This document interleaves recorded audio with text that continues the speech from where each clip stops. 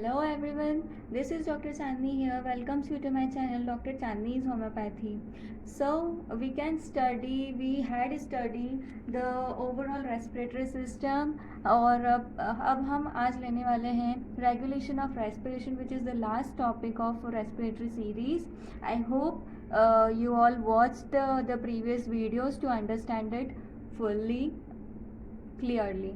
So we can start now. Regulation of respiration, and this is our basic diagram from which we can study or understood the centers of respiration. So we know that there are respiratory centers present in our brain, and which is situated in the pons and the medullary part. ठीक है. The medulla contains the dorsal respiratory group of ganglion and the ventral respiratory group of ganglion, which is situated on the nucleus of tractus solitarius. And the pons part contain two centers, which is the apneustic center and the pneumotaxic center, and both are responsible to control the process of respiration. The apneustic center controls the inspiratory process, and which had its direct effect on the dorsal respiratory group of ganglion, whereas the pneumotaxic center controls the expiration movement, and it has its control on the expiration or the normal rhythm of respiration. So the normal rate, as we all know, in adults are 12 to 16 per minute with the 500 ml of tidal volume approximate, and the respiration rate and the depth of respiration, which shows our pulmonary ventilation, which is adjusted with our requirement of body. Like as we go at high altitude, our respiratory rate is increases, whereas as we go in the sea water or in the ocean, our respiratory rate is decreased. So the regulation of respiration is controlled with the two mechanisms. First is the nervous regulation and the chemical regulation. So we can start from the nervous regulation, which brought about by two mechanisms. First is the automatic control, and then other one is the voluntary control. So what is automatic? It is involuntary. It is not in our hand to maintain or to control this system. ठीक है. And the voluntary control is situated on the cerebral cortex or of our brain. Automatic control respiration में दो centres हैं, medullary centre and the pontine centres, जिसकी हम पहले भी diagram में बात कर चुके हैं. फर्स्ट हम देखते हैं पहले तो कि रेस्पिरेटरी सेंटर्स होते क्या हैं. So the area in the medulla which is concerned with the respiration is basically known as the respiratory center. As you can see here, the pons is situated above the medulla, and the medulla consists of two centers or two ganglions, like dorsal group of ganglions and the ventral group of ganglions. So here is present or situated a nucleus of tractus solitarius, जहाँ पे dorsal group of ganglion which is also known as the inspiratory center, and lateral side of this nucleus presents the ventral group of ganglions, which is also known as the expiratory centers. And here the pons contains the apneustic center, and above it the pneumotaxic center. Alright. So first is the medullary respiratory centers, which is located in the ventrolateral medulla, which overlying the olivary nucleus. और इसमें दो तरह के neurons मिलते हैं, क्योंकि ये inspiration और एक्सपिरेशन की एक नॉर्मल रिदम को कंट्रोल करने के काम करती है. तो यहाँ पे दो तरह के न्यूरॉन्स मिलते हैं, I neuron and the E neuron. As its name suggest, I is for inspiration only. जब इंस्पिरेशन के टाइम पे जो न्यूरॉन डिस्चार्ज करते हैं उनको बोलते हैं आई न्यूरॉन और द फर्स्ट न्यूरॉन, और एक्सपिरेशन के टाइम जो डिस्चार्ज करते हैं उनको बोलते हैं E neuron and the second neuron. ठीक है. अब जो डॉर्सल ग्रुप ऑफ न्यूरॉन्स हैं वो क्या करते हैं, जो अपने एफरेंट फाइबर्स हैं उनसे इम्पल्सेस रिसीव करते हैं, और वो इम्पल्सेस कहाँ से आती है, एओर्टिक बॉडीज से या फिर एयरवेज कीमोरिसेप्टर्स के थ्रू. ठीक है. और जो वेंट्रल ग्रुप ऑफ गैंग्लियन है, so ventral group of neurons जो है वो nucleus ambiguus and nucleus retro ambiguus में प्रेजेंट होते हैं, जिसमें दो डिवीजन होते हैं, the cranial division and the caudal division. So cranial division क्या करता है, वैगस नर्व के थ्रू ये जो है accessory muscles of respiratory muscles को सप्लाई करता है, एसेसरी मसल्स को। एंड जो कॉर्डल डिवीजन है ये इंटरकोस्टल मसल्स को सप्लाई करता है by the motor neuron supply. So the I and E neurons का फंक्शन क्या होता है, ये रेसिप्रोकेट करते हैं एक दूसरे को। जैसे कि इंस्पिरेशन के टाइम पे जब आई न्यूरॉन्स जो है वो डिस्चार्ज करते हैं, it's about for 2 seconds inspiration activate होता है, तो एक्सपिरेशन और ई न्यूरॉन्स जो है वो इनहिबिट हो जाते हैं। और जैसे ही एंड ऑफ इंस्पिरेशन होता है तो ई न्यूरॉन्स डिस्चार्ज करना शुरू करते हैं और वो एक्टिवेटेड होते हैं, तो जो आई न्यूरॉन्स हैं वो इनएक्टिवेटेड या फिर इनहिबिट हो जाते हैं। सो अप्रॉक्स हम मान के चलते हैं कि इंस्पिरेशन जो है वो प्रोसेस 2 सेकेंड्स के लिए होती है और एक्सपिरेशन उसके बाद 3 सेकेंड होती है। तो नॉर्मल रेस्पिरेशन जो है हमारा अप्रॉक्स 5 सेकेंड्स में एक साइकिल कंप्लीट होती है और फिर ये चलती रहती है। ठीक है। अब आई और ई न्यूरॉन्स के बीच में एक सिनेप्स प्रेजेंट होता है। ये क्या करता है, ये इनको कंट्रोल करता है। उस इंटरन्यूरोनल सिनेप्स प्रेजेंट होता है, ये स्टिमुलेट करता है आई सेंटर को और साथ ही इनहिबिट करता है ई सेंटर को। और वहीं वाइस वर्सा फिर ई सेंटर को जब एक्टिवेट करता है तो आई सेंटर को इनहिबिट करता है।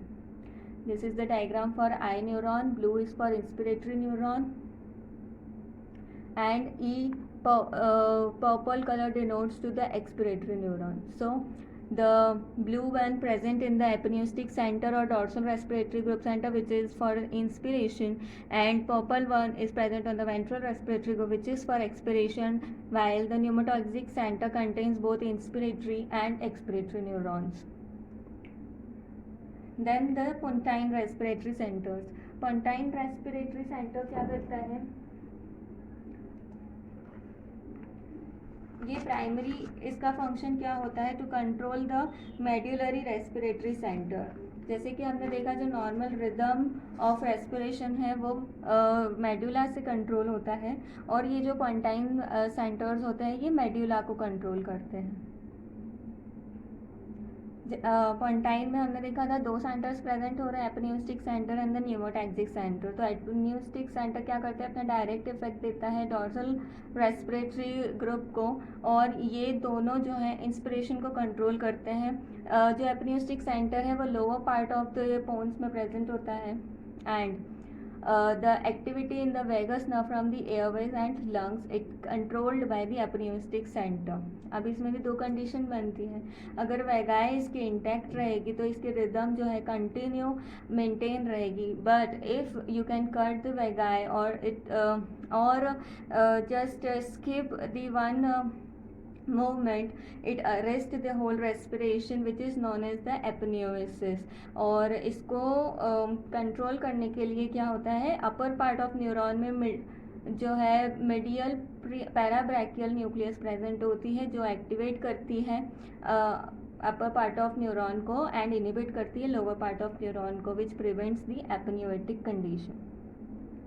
So this respiration is irregular and gasping, but it is always rhythmic, and inspiration is regularly followed by expiration, which we can study from our previous video or the first part. When we studied the definition of inspiration and expiration, we had studied the inspiration is the active process and expiration is the passive one, which is known as the reflex action or the reflex phenomena after inspiration occurs। ठीक है। What is self limitation? Self limitation is showed by the neurons present in the respiratory centers, is like whenever the inspiration gets completed the expiration starts, and this is the self limitation, and it can also controlled by the stretch receptors present in the wall of alveoli, or the we called as Herrings-Brewer inflation or deflection reflex, and so on, like these phenomenons।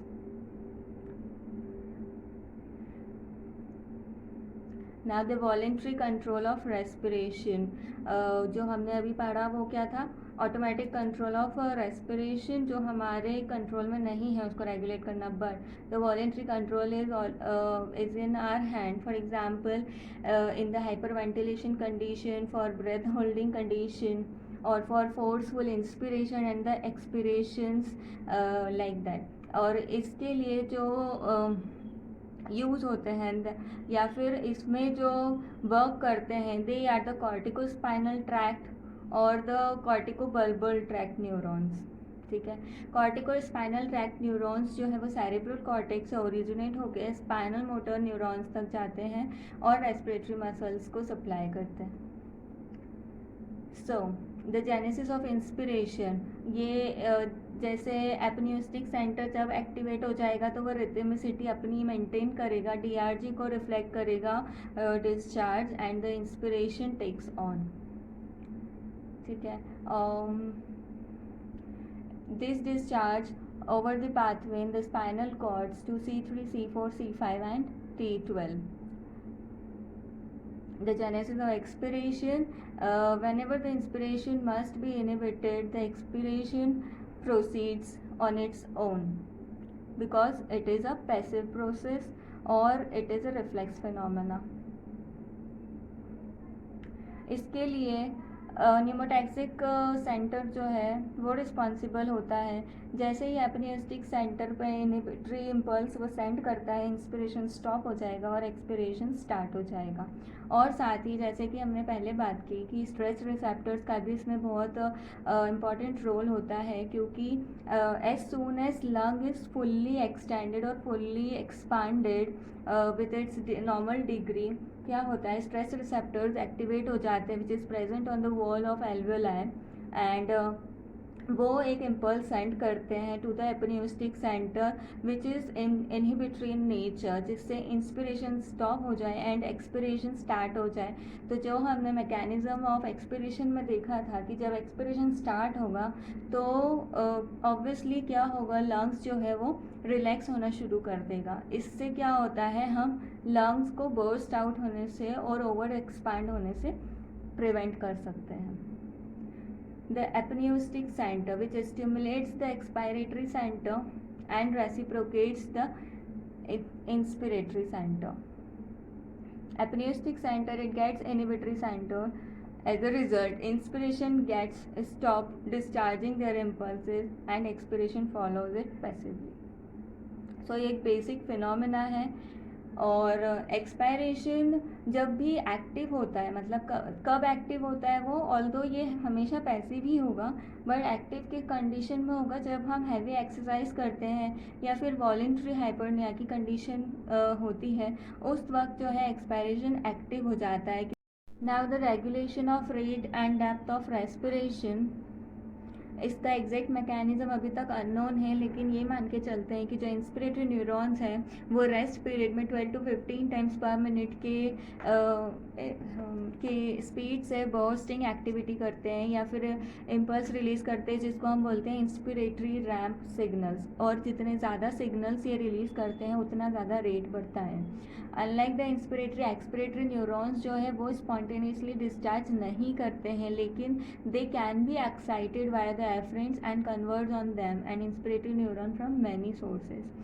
So जब भी activity of inspiratory neurons बढ़ती है तो rate and depth of respiration both are increased.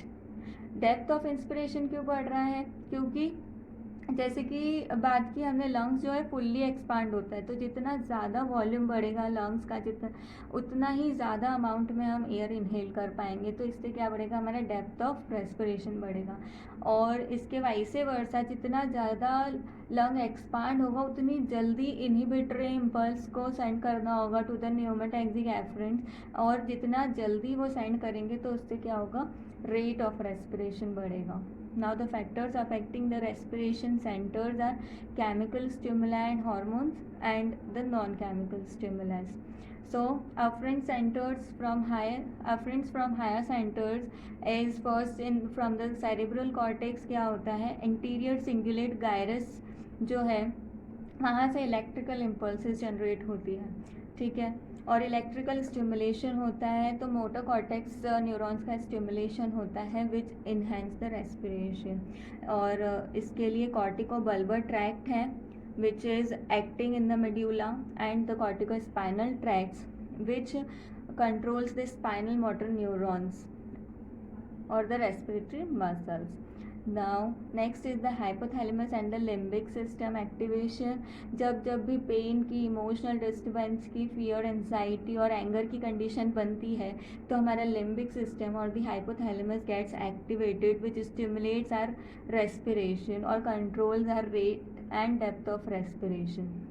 In condition of fever हमारा respiration rate बढ़ जाता है, rapid shallow respiration होता है, टैकिपनिया की कंडीशन बनती है which is also controlled by the hypothalamus. Then the vagal afferents which controls the inflation and deflation of the lungs। The stress receptors which are located on the smooth muscles of the airways which are myelinated afferents which innervates into the vagal to send the impulses to the hypothalamus and the limbic system। इससे क्या होता है कि steady respiration बना होता है, ठीक है। और इस फिनोमेना को हम क्या बोलते हैं, Hering's Breuer inflation and deflation reflex, जिससे कि एक नॉर्मल स्मूथ और कंटिन्यू रेस्पिरेशन की रिदमिसिटी बनी रहती है। The reflex is absent in healthy opening man with a tidal volume of 500 ml और Herrings-Brewer reflex जो है वो कब एक्टिवेट होता है, when the tidal volume reaches to the 1000 or to the 1 to 1.5 liters approx।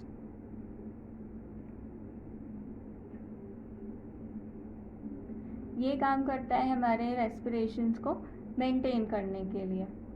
Okay, also here is one thing is the juxtapulmonary capillary receptors। yes, we also had to learn about this is J receptors which is non-myelinated fibers or the C-type fibers which is found in the wall of alveoli or few bronchi also। ये कब activate होते हैं, ये conditions like pulmonary congestion, pulmonary edema, pneumonia, hyperinflation of lung and microembolisms in the pulmonary capillaries activates the J receptors or the juxtapulmonary capillary receptors to control or maintain our respiration। ऐसे ही बने रहिए मेरे channel के साथ और पढ़ते रहिए physiology in the detailed वे, क्योंकि सब आपको शॉर्ट में समझाएंगे, लेकिन आप जितना डिटेल में समझेंगे उतना इजी रहेगा आपको इसको याद करना और समझना और होम्योपैथी प्रैक्टिस करना, because you can treat from where it deviates. So thank you so much for watching.